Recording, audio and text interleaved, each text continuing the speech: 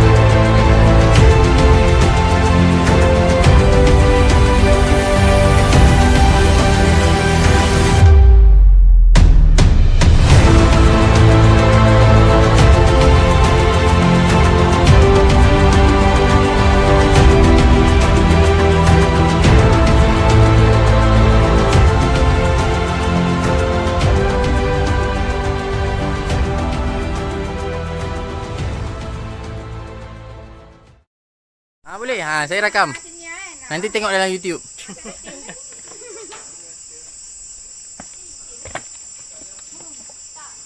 Pada mana bang? Melaka. Melaka sama lah. Melaka mana? Bukit Baru. Bukit Baru. Baru ada Melembong ada ni semua. Oh, saya Jasin. Jasin. Ha.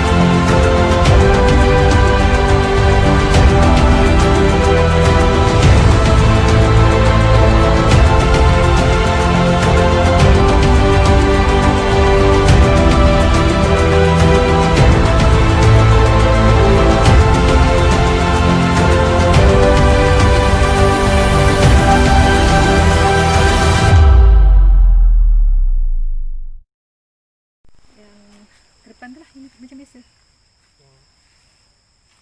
Ha.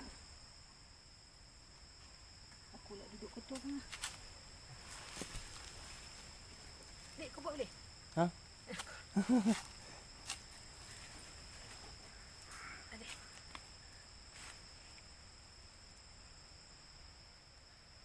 Tunduk kan, tunduk. Bagi.